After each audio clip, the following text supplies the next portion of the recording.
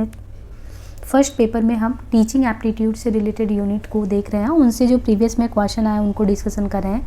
तो ये देखिए जो टॉपिक शुरू होने वाला है वो है शिक्षार्थी की विशेषताएं, किशोर और वयस्क शिक्षार्थी की जो अपेक्षाएं होती हैं, शैक्षिक, सामाजिक, भावनात्मक और संज्ञानात्मक व्यक्तिगत भिन्नताएं, learners characteristic of adolescent and adult learners, academic, social, emotional and cognitive individual differences. निम्नलिखित में से कौन वयस्क शिक्षार्थियों की विशेषता नहीं है? Which of the following are not the characteristic of adult learners? They are matured learners, वे परिपक्व शिक्षार्थी होते हैं। दे कैन एक्ट रेशनली, वे तार्किकता से कार्य कर सकते हैं। They search for a reasonably stable identity, वे उचित स्थिर पहचान खोजते हैं। They can make balance choice, वे संतुलित चयन कर सकते हैं। ऑफन क्वेश्चन कंटेम्प्रोरी वैल्यूज, बहुधा समसामयिक मूल्यों पर प्रश्न उठाते हैं। तो यहाँ पे देखिए जो वयस्क शिक्षार्थी हैं, वयस्क शिक्षार्थियों की निम्नलिखित विशेषताएं हैं। वे परिपक्व शिक्षार्थी होते हैं, वे तार्किकता से कार्य कर सकते हैं, वे संतुलित चयन कर सकते हैं, वे लक्ष्य उन्मुखी होते हैं, इनके विचारों में लोचशीलता नहीं होती इत्यादि। Given below two statement, first says that कि क्रिया प्रसूत अनुकूलन की खोज किसने की है? थॉर्नडाइक ने।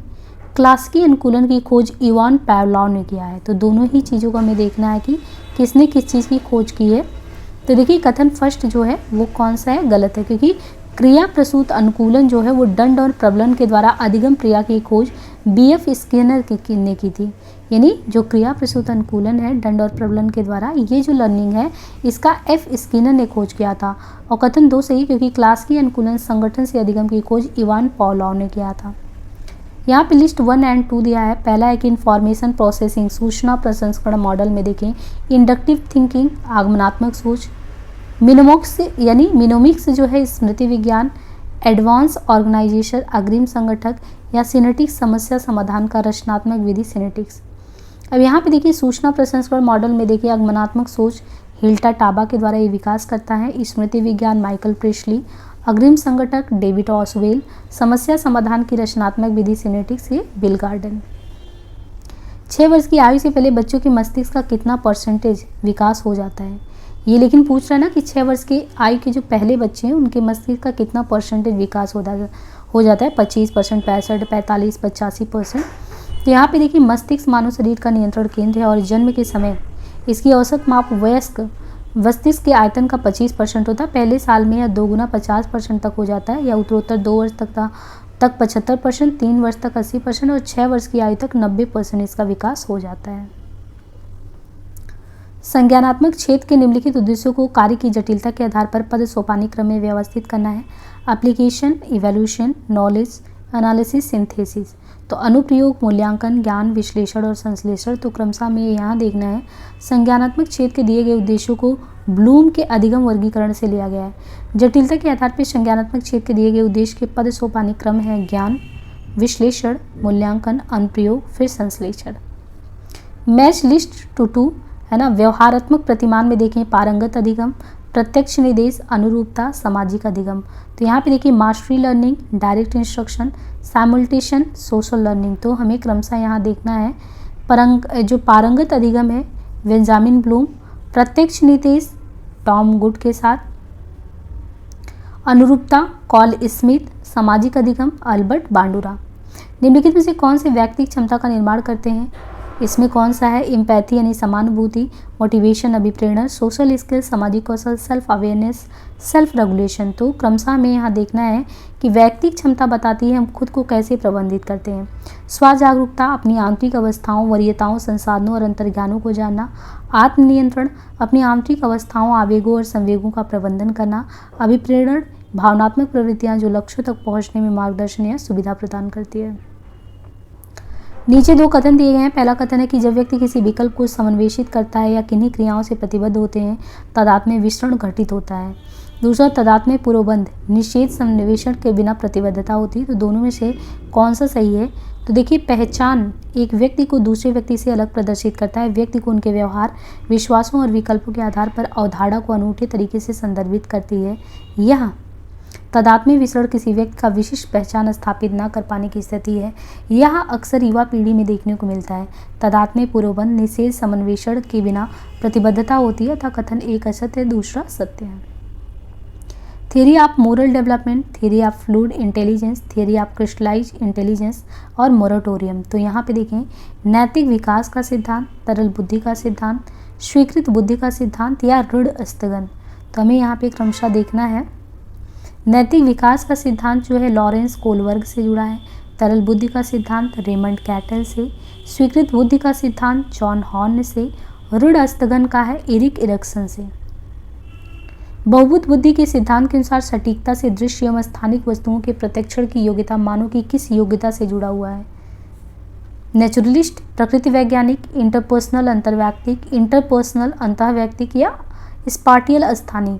तो देखिए according to the theory of multiple जो यानी बहुविध बुद्धि के सिद्धांत के अनुसार सटीकता से दृश्य एवं स्थानिक वस्तुओं के प्रत्यक्षण की योग्यता मानव की कौन सी योग्यता से जुड़ा है? तो स्पाटियल यानी स्थानिक से जुड़ा है। बुद्धि का बहुविध सिद्धांत हार्वर्ड गार्डनर के द्वारा दिया गया है। उनके अनुसार बालक में जन्मजात सभी प्रकार की बुद्धि नहीं होती है, कुछ प्रकार की बुद्धि तो वो सामाजिक वातावरण में आकर सीखता है। बुद्धि का बहुविध सिद्धांत अधिगमकर्ता को सीखने में हेल्प करता है। बहुविध बुद्धि निम्न प्रकार की होती है: एक तार्किक गणितीय बुद्धि, एक स्थानिक बुद्धि, भाषाई भाषिक बुद्धि और सांगीतिक बुद्धि।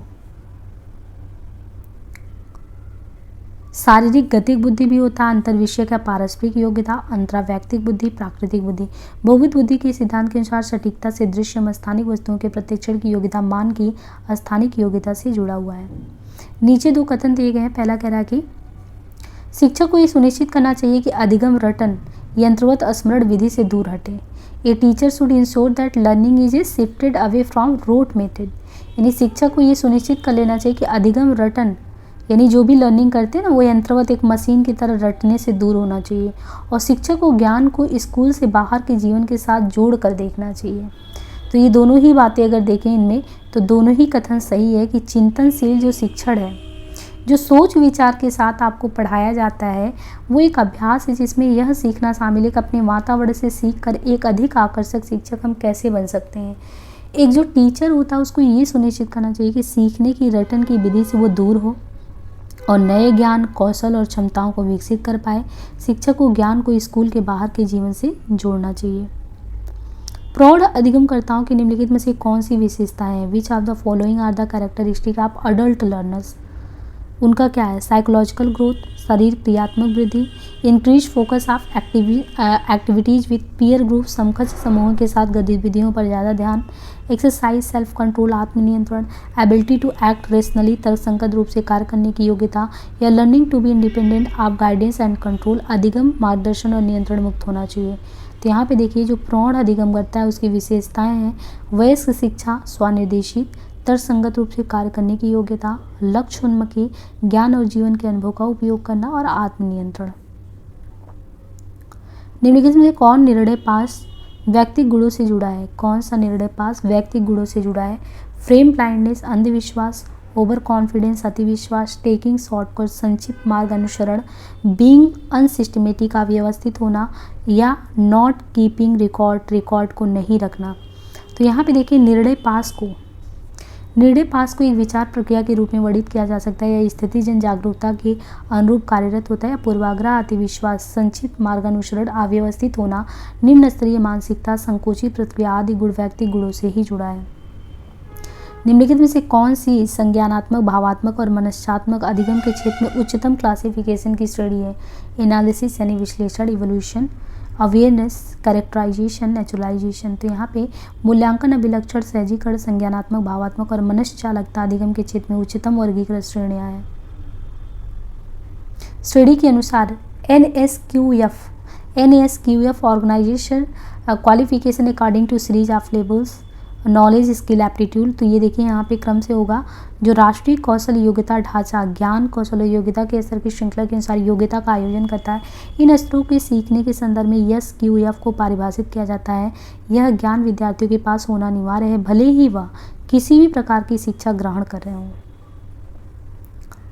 यहाँ पे देखिए Erikson stages of psychological development. Erikson द्वारा जो वर्णित मनोवैज्ञानिक विकास चरण है, पहला है आधारभूत विश्वास बनाम आधारभूत अविश्वास, परिश्रम बनाम हीनता, आत्मीयता बनाम एकाकीपन, उत्पादकता बनाम गतिरोध, और हमें इन्हें क्रमशः सही से मिलाना है। तो देखिए एरिक्सन ने जो मनोवैज्ञानिक विकास चरण दिए हैं उसमें आधारभूत विश्वास बनाम आधारभूत विश्वास, ये भरण यानी फीडिंग से है। परिश्रम बनाम हीनता, विद्यालय यानी स्कूल से जुड़ा हुआ है। आत्मीयता बनाम एकाकीपन, प्रेम संबंध से है। उत्पादकता बनाम गतिरोध, लालन पालन परामर्श से है। लिस्ट 1 को 2 से सुमेलित करना है। पियाजे का जो है स्टेजेस ऑफ कॉग्निटिव डेवलपमेंट, पियाजे का जो सिद्धांत है उसमें है सेंसरी मोटर यानी संवेदी प्रेरक, दूसरा है प्री ऑपरेशनल पूर्व संक्रियात्मक, एक है कॉन्क्रीट ऑपरेशनल मूर्त संक्रियात्मक, एक है आकारिक संक्रियात्मक। तो हमें दी गई सूची से सही सुमेलित करना है। संवेदी प्रेरक 0 से 2 वर्ष के लिए संवेदी प्रेरक।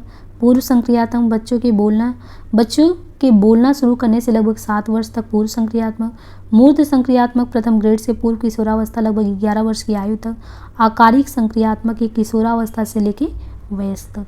तो उम्मीद है कि ये चीज़ें आपको अच्छे से समझ में आई होगी। मिलते हैं नेक्स्ट पार्ट में। धन्यवाद।